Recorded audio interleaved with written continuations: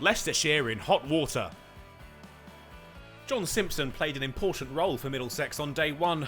Their fragile batting lineup held together by the keeper, unbeaten overnight on 73. His good work had helped his side recover from 136 for 6 to 260 for 7 at the close.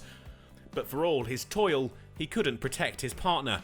Helm out after just 2 runs were added to the overnight total, caught behind off Mike. Simpson was joined by Bamber and moved into the 90s. Could the pair find their way to 300? Or Bamber couldn't stick in there, caught courtesy of a fantastic low grab from Harry Swindles.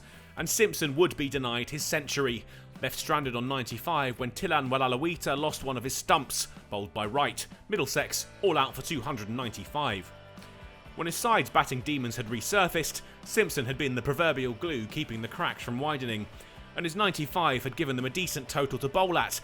Leicestershire had shared the wickets. Of the bowlers used, only Ackerman missed out. Leicestershire got off to a poor start. 2 runs on the board when they lost Hassan Azad, caught behind for a duck in the second over of the innings. Harris followed, out LBW to Helm, the Foxes still in single figures. Leicestershire had at least made sure the scoreboard operator had to use his second digit when Middlesex had another wicket. Ackerman, the latest departure, out for 8. Evans and Hill avoided further damage to reach the lunch interval on 21 for 3, but there was plenty for them to do in the afternoon. The pair looked like they were starting a recovery, the score approaching 50 soon after tea, but Middlesex would deny them too much progress. Evans, the first man to fall after lunch, caught down the leg side off Anderson. And he had another in his next over, Swindles out LBW for 1. Mike fell to the next delivery, his pad smacked by Anderson, and the Foxes were now 6 down. Hill found the runs his side needed to reach 50 and stuck around. He and Parkinson stopped the rot and finally built a platform. They did well, their partnership worth an important 50 runs with the score nearing 100. But they couldn't get that far. Anderson with another key wicket. Hill stopped in his tracks on 39, off stump, out of the ground. Wright and Parkinson ensured Leicestershire would breach 3 figures, but they were still 195 behind their visitors.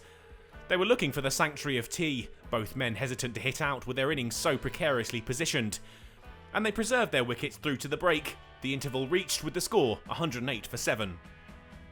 Wickets started to tumble again after tea. Parkinson had shown some fight, but he was sent on his way for 41 by Bamber. Wright and Barnes edged their way up to 136, before Wright played all round a straight one to give Bamber his 3rd of the innings.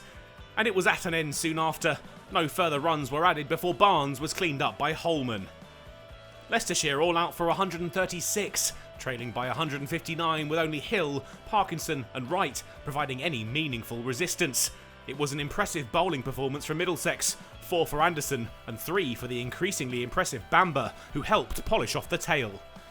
Middlesex wouldn't enforce the follow-on. They returned to the middle to add even more to their total. Plenty of time left in the game to make it safe. That would be easier said than done though. Leicestershire struck through Wright. Robson out LBW for 6. Gubbins and Eskenazi would consolidate though and move the score towards 50 with some gorgeous stroke play. And the pair would reach the mark still together. The day brought to an end with the score on 57 for 1. Middlesex's lead now back over 200. Could they wrap it up on day 3?